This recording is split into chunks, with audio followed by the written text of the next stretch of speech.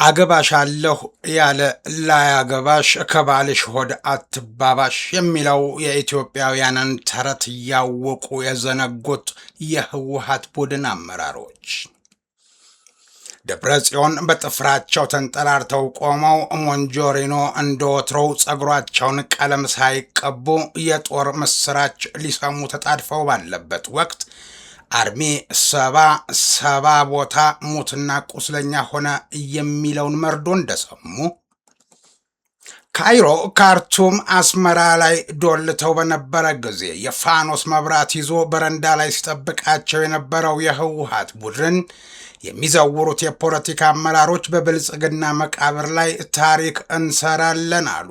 ቀድሞም በኢሰፓ መቃብር ላይ ሲሉ ነበርና ስም ቀይረው ደግመው ዛቱ። ከጊዜ ጋር መራመድና መስማማት ባልሆነለት ጊዜ ከዓለም አቀፍ አሸባሪዎች ጋር ተባብረን እንሰራለን፣ ቅጥር ገዳይ ወታደርም ለጎረቤት አገር ተዋጊ በዶላር እንሸጣለን አለ። ብሎም አልተወው። ወጣቶችን እያፈሰ ለሌላ አገር ጦርነት አሰማርቶ በስማቸው ያገኘውን ዶላር ኪሱ እየከተተ የድሃው ልጅ ረገፈ። ከሰሞኑ ወደ ካይሮ አቅንተው የነበሩት ጀነራል ፍስሐ ማንጁስ ከግብፅ የስለላና ደህንነት ከፍተኛ አመራሮች ጋር መምከራቸውና በግብፅ በኩል የጦር መሳሪያ ድጋፍ እንደሚያገኙ ማረጋገጫ ከመቀበል ባለፈ ደጋግመው የግብፁን ተወካይ እጅ ሲስሙ ነበር ተብሏል።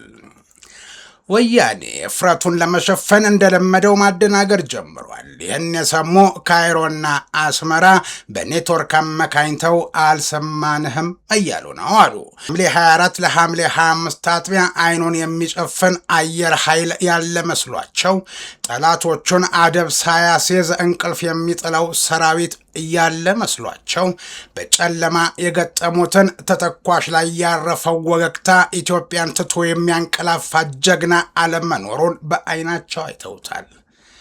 ከአማራና ከኦሮሞ ጋር ተሸክመው ያድርሱን እንጂ እነርሱንም መልሰን ወግተን እናሸንፋለን ሲሉ አብዝተው የተመኙ ሻዕቢያን አመኑና ለኮሱት። እሳቱ ሲሞቃቸው ሰውየው አለ ወይ የሚለውን ዘፈን መዝፈን ጀመሩ አሉ።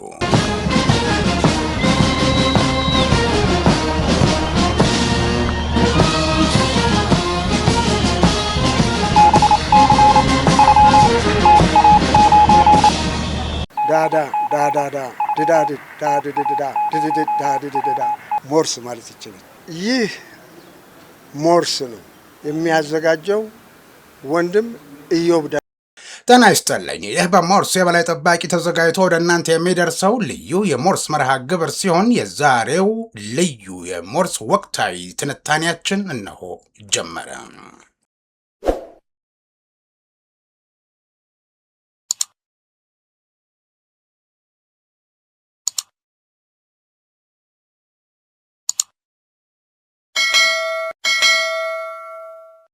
በምንም ሁኔታ ውስጥ በየትኛውም ስፍራ ሆናችሁ የምትከታተሉና የምታደምጡን የተወደዳችሁ ቤተሰቦቻችን ላይክ፣ ሰብስክራይብ፣ ሼር በማድረግ አዳዲስ ቤተሰቦች እንድናፈራ የበኩላችሁን አስተዋጽኦ እንድታደርጉና የደወል ምልክቷን መጫናችሁን እንዳትረሱ ላስታውሳችሁ። ከሞርስ የበላይ ጠባቂ ጋር በመሆን ኢዮብ ደመቀ እስከ መርሃ ግብሩ ፍጻሜ ድረስ አብሬያችሁ ቆያለሁ።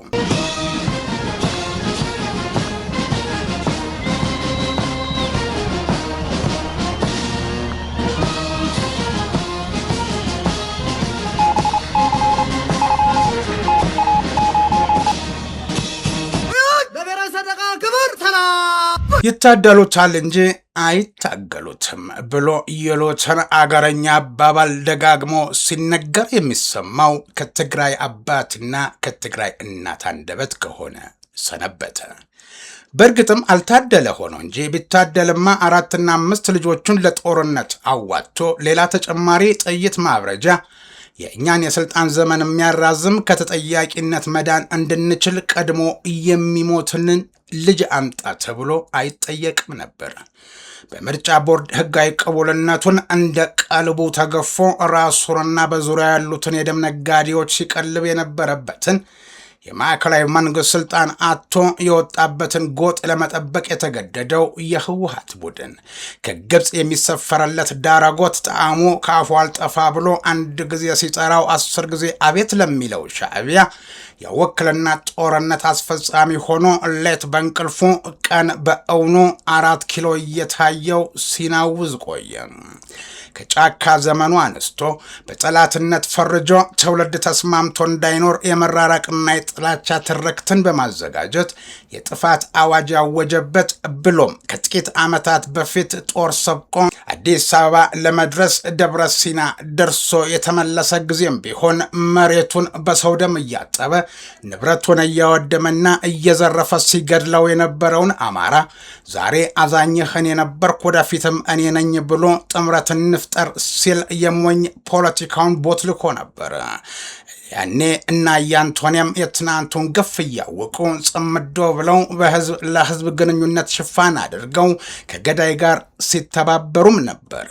ህገወጡ የህወሓት ቡድንም የእነዚህን ፖለቲካና አቋም ከላያቸው እየራቀ የመጣውን መልእክተኞች መንፈራገጥ እውነትም መስሎት ከጊዜ ጋር መራመድና መስማማት ባልሆነለት ጊዜ ከዓለም አቀፍ አሸባሪዎች ጋር ተባብረን እንሰራለን፣ ቅጥር ገዳይ ወታደርም ለጎረቤት አገር ተዋጊ በዶላር እንሸጣለን አለ። ብሎም አልተወው። ወጣቶችን እያፈሰ ለሌላ ሀገር ጦርነት አሰማርቶ በስማቸው ያገኘውን ዶላር ኪሱ እየከተተ የደሃው ልጅ ረገፈ። የጦር አለቆቹም በህገወጥ የሰዎች ዝውውር የሚያገኙትን ረብጣ ዶላርና በሚዘርፉት የአገር ሀብት ዱባይን ጨምሮ የሰው ሀገራት የተዘረፈ ሀብት ማከማቻ የግል ሰንዱቃቸው አደረጉት። ይህ ድርጊታቸው ተጠያቂነትን እንዳያስከትል ጥቅሙም እንዳይቋረጥባቸው የድሃው ልጅ መሞት አለበት። ከአማራና ከኦሮሞ ታጣቂዎች ጋር እንተባበራለን አሉ። ትናንት እስር ቤቶች የኦሮሚያ ከተሞች እስከሚመስሉ ድረስ የኦሮሞ ልጆች ግፍ ሲሰራባቸው እንደነበር ማስታወስን አልወደዱም።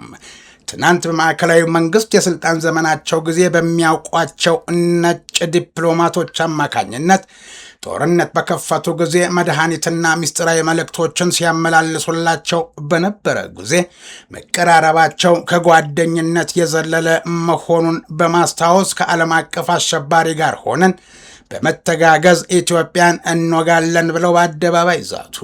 ከንቀታቸው የተነሳ የአሜሪካና የአውሮፓ ዲፕሎማቶች የጊዜያዊ አስተዳደሩን ፕሬዝደንት እናነጋግራለን ሲሏቸው እንኳን የለም አናገናኝም ማለት የንቀት ደረጃ ላይ ደረሱ።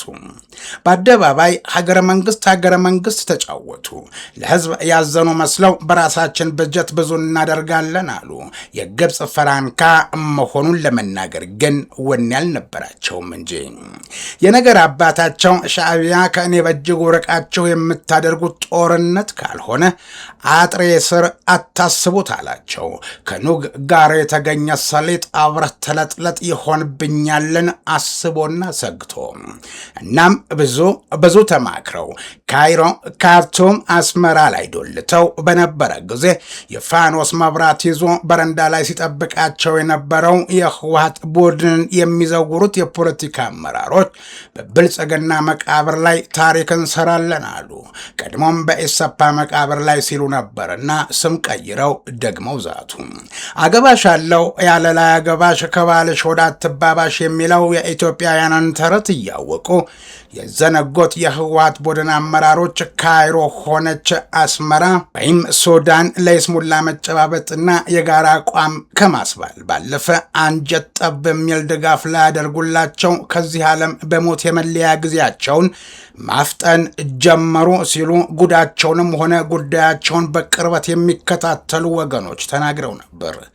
በህገ ወጥ የወርቅ ንግድ አንቱ የተባለ ዲታ ከሆነ ቆየ የተባለው ምግበይ በወልቃይት አቅጣጫ አስጀምሮታል በተባለው ጦርነት በአስቸኳይ እና አብለው እየጠሩት የሻዕቢያ የጦር አለቆች አክሱም ላይ መቼ አዘዝንህ መቼ ፍሽካውን እኛ ነፋንና ብለው ገምገም ይዘዋል አሉ የሚለው መረጃ የደረሰን ሐምሌ 24 ለሐምሌ 25 በውድቅት ሌሊት የተጀመረው የአርሚ 7ና የአልቡርሃን ልጆች 3 ሜትር ወደፊት መራመድ ሳይችሉ ከላይ በበላይነሽ አመዴ ከምድር በጀግኖቿን አብስት ኪሳራ ከገጠማቸው በኋላ ነው።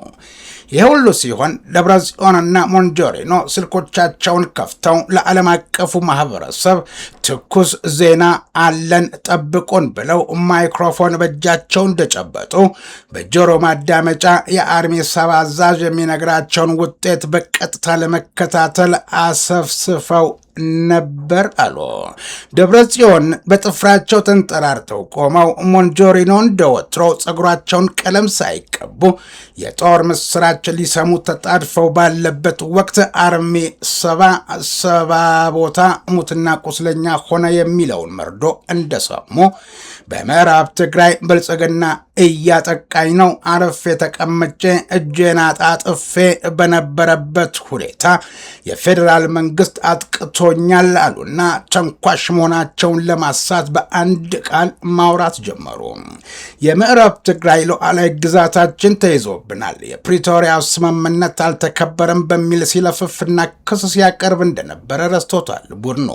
ወያኔ እፍረቱን ለመሸፈን እንደለመደው ማደናገር መጀመሩ ነው።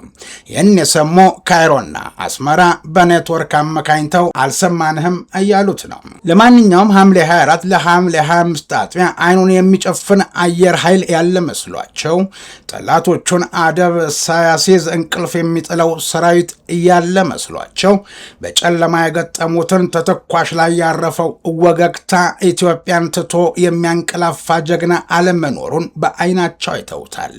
ለወሬ ነጋሪ የተረፈው የአልቡርሃን ልጅም የካይሮን ጠንቋይ ጠይቆ ሊመለስ ካልሆነ እነ ሞንጆሪኖን አምኖ ከገባበት መውጣት ስላልተቻለው ዘማች አስመራ ሄዶ ሂሳብ ያወራረድ ይሆናል። ግን አርብ ለቅዳሜ አጥቢያ ሸረሪና ሰማይ በተተኳሽ ወገግታ ደምቆ ስላደረው ሌሊት ምን ተባለና እንዴት ተዘገበ የሚለውን እንመልከት።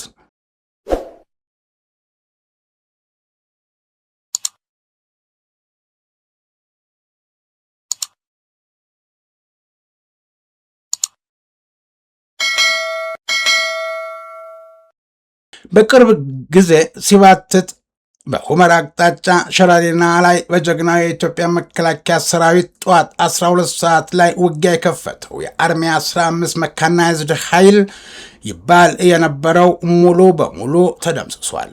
ከአርሚ ሰባ ጋር ተዳብሎ የገባው የሱዳን እግረኛ ወታደር በደንብ ተስተናግዷል ነው የተባለው። ግናው ሰራዊት ቀድሞም ወደ ውጊያ የገባም ተገዶ ከገባ ደግሞ ሳያጠናቀቅ አያቆመውም። የሻዕቢያ ወታደራዊ አዛዦች ከኛ ፈቃድ ውጭ በሁመራ አቅጣጫ ጦርነት እንዲከፈት ትዕዛዝ ሰጥቷል ያሉትን ጀነራል ምግበይ አክሱም ከተማ አስቸኳይ ስብሰባ ጠርተው እየገመገሙት መሆኑም ተሰምቷል። ተተኳሽ የጫኑ ከባድ መኪናዎች የፈጠሩት ከፍተኛ ፍንዳታ በአርሚ 7 እግረኛ ሰራዊትና በአርሚ 15 እግረኛ ሰራዊት ከባድ ኪሳራ ማስተናገዱን መረጃዎች አመላክተዋል። የሱዳን ሉዓላዊ የሽግግር ምክር ቤት ሊቀመንበር ጀነራል አብዱልፈታህ አልቡርሃን ለአንድ ቀን የስራ ጉብኝት አስመራ በገቡበት ወቅት ከህወሓት አመራሮች ጋር ውይይት አድርገው ነበር። በስብሰባው የኤርትራ ከፍተኛ ወታደራዊና የደህንነት ሹሞች ተገኝተው የነበረ ሲሆን ከህወሓት ዶክተር ደብረጽዮን ገብረ ሚካኤል፣ ወይዘሮ ፈትለወርቅ ገብረ እግዚአብሔር፣ አቶ ጌታቸው አሰፋና የህወሓት ታጣቂ አዛዦች በስም ተጠቅሰዋል። በውይይታቸው ህወሓት በያዝነው የሐምሌ ወር መጨረሻ ድረስ ጦርነት ሊከፍትና ጦርነቱን በከፈተበት ቅጽበት የትግራይ ሉዓላዊ ሀገርነትን እንዲያውጁና ይህን ተከትሎ ሱዳንና ኤርትራ በተባበሩት መንግስታት ድርጅት እውቅና የተሰጠውን ሪስፖንሲቢሊቲ ቱ ፕሮቴክት አር2ፒን በማጣቀስ ወደቦቻቸውን ክፍት በማድረግ ሰብአዊ ድጋፍ በሚል ከግብፅና ሌሎች አገራት የሚሰበሰበውን የጦር መሳሪያ በገፍ እንደሚያስገቡላቸው ተስማምተው ነበር። ወግ ነው ሲያዳሩ ማልቀስ ሆነ ተባለ እንጂ። ከሰሞኑ ታዲያንን ወደ ካይሮ አቅንተው የነበሩት ጀነራል ፍስሐ ማንጁስ ከግብፅ የስለላና ደህንነት ከፍተኛ አመራሮች ጋር መምከራቸውና በግብፅ በኩል የጦር መሳሪያ ድጋፍ እንደሚያገኙ ማረጋገጫ ከመቀበል ባለፈ ደጋግመው የካይሮን ተወካይ የግብፅን ተወካይ እጅ ሲስሙ ነበር ተብሏል።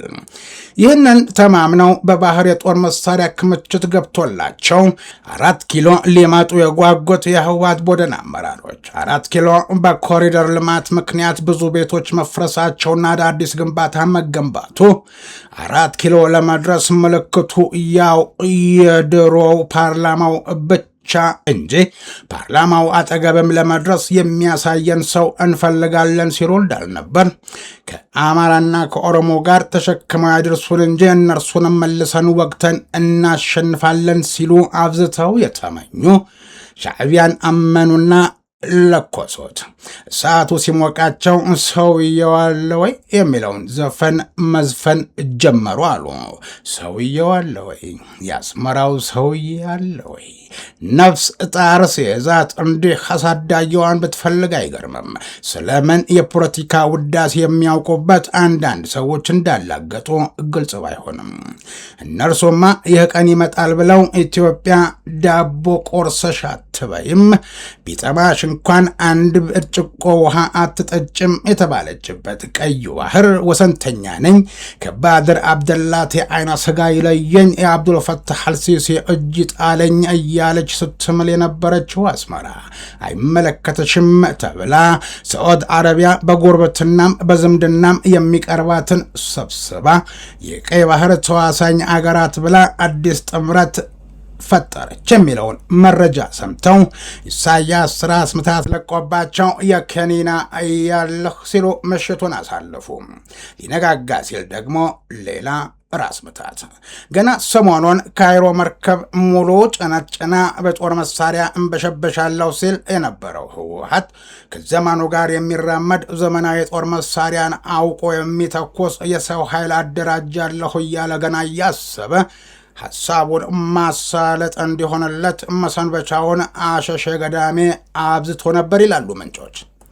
በእያንዳንዱ ራዲዮ ጣቢያ ለህዝቡ እያስተላለፉ የነበሩት የፕሮፓጋንዳ አሁን ተደራጅተናል፣ በሚገባ ተዘጋጅተናል፣ ትግራይ ነጻ እናወጣለን፣ በብልጽግና መቃብር ላይ ነጻነታችንን እናውጃለን፣ የኢትዮጵያ ህዝብ በሙሉ እንድታግዙንና ነጻነታችንን እንድናውጅ ፋኖ ከጎናችን ነው፣ ኦነግ ከጎናችን ነው፣ የአገው ተቃዋሚ ከጎናችን ነው፣ ሻዕቢያ በዋናነት ከጎናችን ነው በማለት ደብረጽዮንና ሞንጀሪኖ በኤፍኤም ራዲዮ 102.2 እና 104.4 እንዲሁም በ98.0 ኤፍኤም ራዲዮ ለትግራይ ህዝብ ንግግር አድርገው ነበር።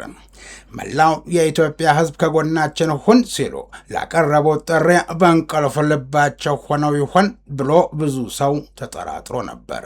ይህ የተሰማው በሐምሌ 18 ቀን 2018 መሆኑን ልብ ይሏል።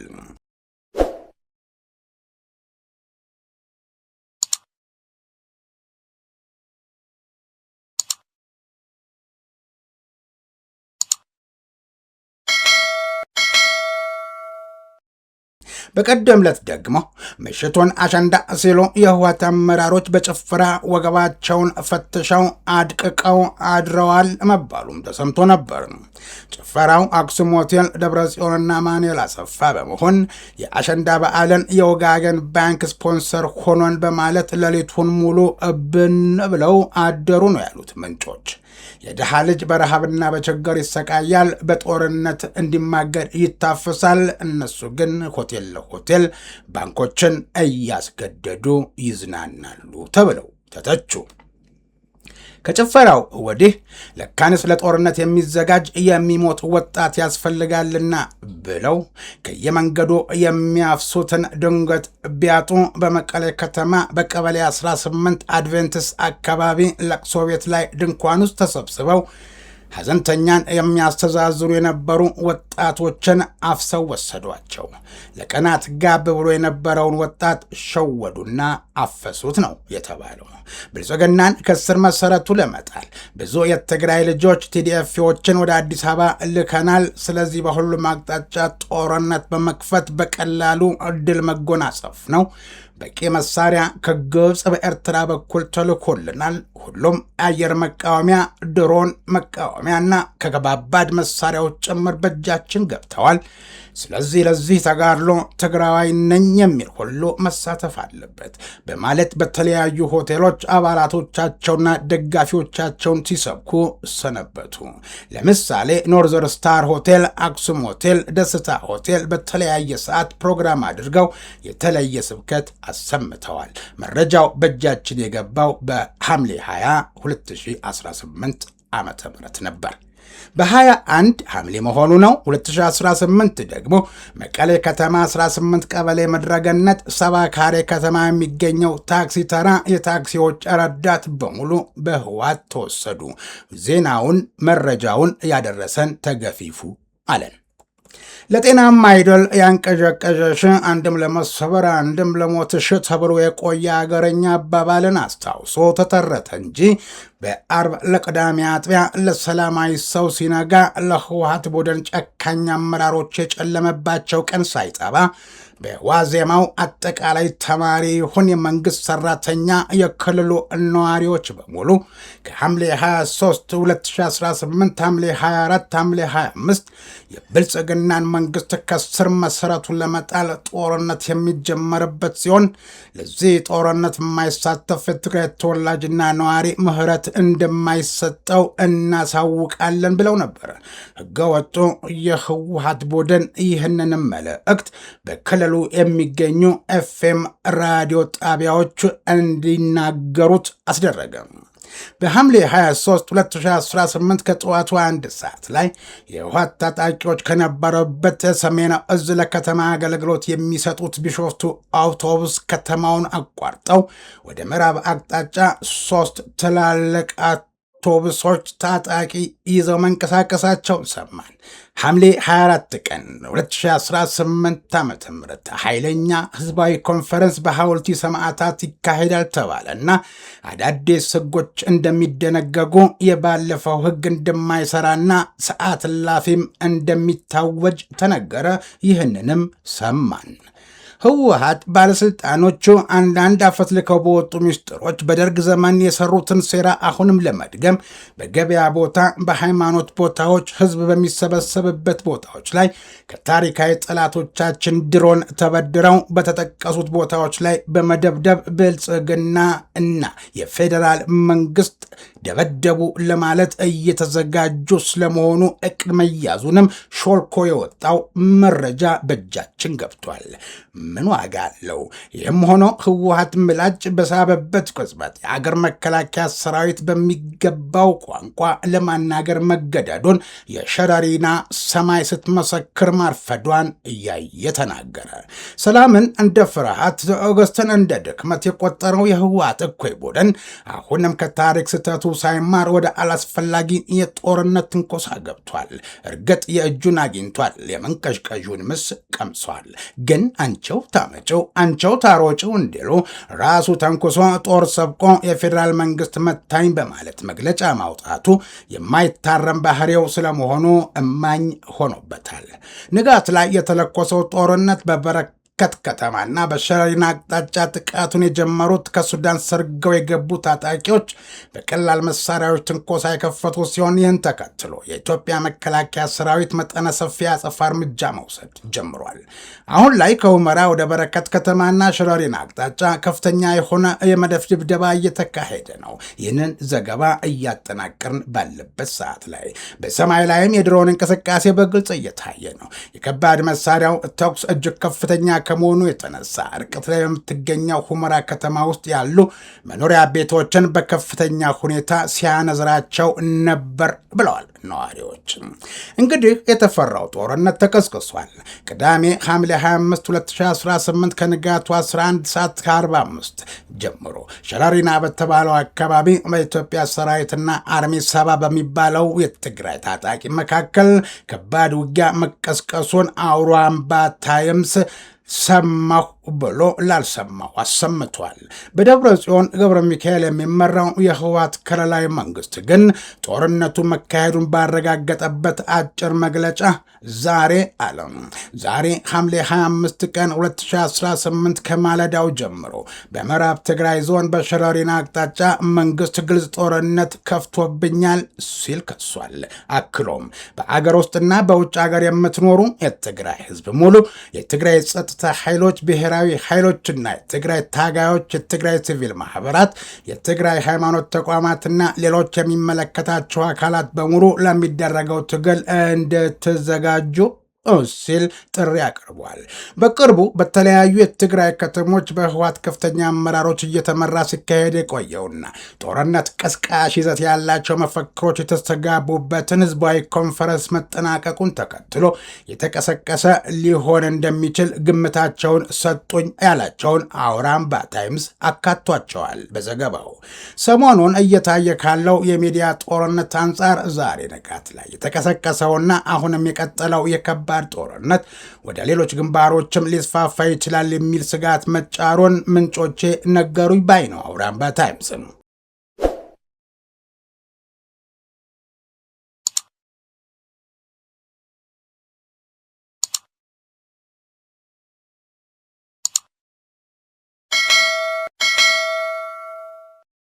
ከሱዳን ጋር አብሮ እየተዋጋ ያለው የህወሓት አርሚ 70 ከሻዕቢያ ሚሊሻና ከሱዳን ኃይል ጋር ተጣምሮ ድንበር ጥሶ ለመግባት ሞክሮ ነበር።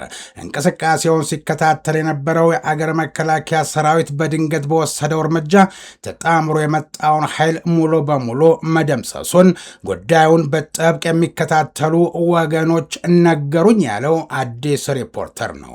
ይህንኑ የመከላከያ እርምጃ ያወገዘው የህወሓት ልሳን የሆነው ድምፅ ወያኔ የብልጽግና መንግስት በሱዳን ሸረሪና አቅጣጫ ጥቃት ሰነዘረብኝ በማለት ለትግራይ ህዝብ ተነሱ የሚል ጥሪ አቅርቧል። ሰምቶት የሚነሳ ቢያገኝ ወቅታዊ ሁኔታዎችን ስለማሳወቅ በሚል መግለጫው በድሮንና በከባድ መሳሪያ በሸረሪና የሚገኙ ኃይሎቹ ላይ እርምጃ መውሰዱን አመልክቷል። የህወሓትን መግለጫ አስመልክቶ ሱዳን ውስጥ ለደረሰ ጥቃት የትግራይ ህዝብ ምን አገባው በማለት አስተያየት ሰጥተዋል። የትግራይ የለውጥ ኃይሎች ለትግራይ ህዝብ ምሁራን፣ የሃይማኖት ተቋማት ወዘተ ጥሪ በማቅረብ ለህልውናቸው ተነሱ ሲል ህወሓት ያስተላለፈውን ጥሪ የጣዕር ድምፅ ብለውታል። ዶክተር ደብረጽዮን በቅርቡ ባደረጉት ንግግር አይዟቸው ከሱዳን ኤርትራና ሌሎች ኃይሎች ድጋፍ አለን በማለት መናገራቸው ይታወሳል። ድምፀ ወያኔ ባሰራጨው የተደበደብን መግለጫ የሀገር መከላከያ በሱዳን ሸረሪና ያለው ኃይል ተመታ ማለቱ በሌሎችም ዘንዳ መነጋገሪያ ሆኗል። ተመታሁ ያለው ህወሓት በእጅ ላፊ ተገኝቼ ወይም በአፍ ወለምታዬ የመጣብኝ ጦስ ወይም ሌላ ምክንያት ብሎ ጠቅሶ ያለው ነገር ባይኖርም የጸሎት መጽሐፍ ተቀምጦ በሚያነብበት ሰዓት ድንገት ውርጅብኝ የወረደበትና የተመታ አድርጎ ማቅረቡ አሁንስ ማስመሰልም እየከበደው መጣ ተብሎለታል።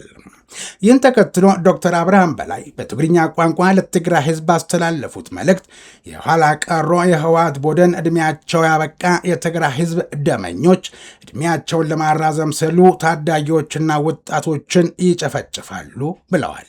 ሌሊቱን ሐምሌ 25 ቀን 2018 በሸረሪና በኩል ጦርነት የከፈተው ይህ ኃይል የትግራይ ወጣቶችንና ታዳጊዎችን በማያውቁትና ዓላማ በሌለው ጦርነት እንደ ቅጠል እንዲረግፉ እያደረጋቸው ነው። ይህ በአስቸኳይ ካልቆመና ወጣቱ ሙሉ በሙሉ በአንድ አቋም ቆሞ ካላስቆመው የከፋ ውድመት ይከተላል። ለመመለስም ፈጽሞ እንቸገራለን። ሀገርህን በገዛ ፈቃድህ ለማድመቅና የደካሞች ህልም ማስፈጸሚያ ለመሆን አትጠመድ። ይህ ዓላማ የሌለው ጦርነትን የሚረዱ አካላት አሉ በሚል እውርና ግራ የተጋባ አስተሳሰብ ተመርታችሁ ነገ ተስፋ በሆነው ወጣት ላይ የሞት ፈረዳችሁበት ነው። ጦርነት ይበቃል። በሐሳብ ዙሪያ እንሰብሰብ። እናንተ ደመኞች፣ የትግራይ ተስፋ ደም ጠጪዎች ቆም ብላችሁ አስቡ። ሀገራችንን አታድሙ፣ ወጣቶቻችንን አታሰናክሉ፣ ታዳጊዎቻችንን አታጥፉ። አስፈላጊው ጉዳይ በሰላምና በውይይት ብቻ ነው የሚፈታው። ጥፋትህን ከሚመኙ ጋር መጣመር ፈጽሞ እብደት ነው። ለራሳቸው ደጋ ደጋፊ ምሰሶ የሚያስፈልጋቸው አንዲት አርብ የቀረቻቸው አካላት ይደግፉናል ብሎ በታዳጊዎች ሕይወት ላይ መፍረድ ሊቆም ይገባል። ትናንትም ቢሆን ከዚህ ሁሉ ጥፋት በኋላ ነው በሰላም እንወያይ የተባለው። ዛሬም ቢሆን ከጥፋት በፊት ለሰላም እጅ መዘርጋት ይሻላል። ሰላም ወዳድ ሁሉ ጦርነት ይበቃል ይበል። ሳንጠፋፋ እንንቃ። በጦርነት የሚመለስ የህዝብ ጥያቄ የለም። ጦርነት ይበቃል። ለሰላም እንተባበር በማለት መልእክታቸውን አጠናቀዋል።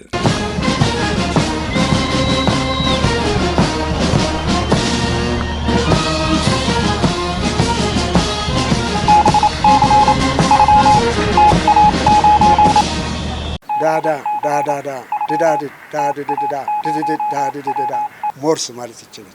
ይህ ሞርስ ነው የሚያዘጋጀው ወንድም ኢዮብ።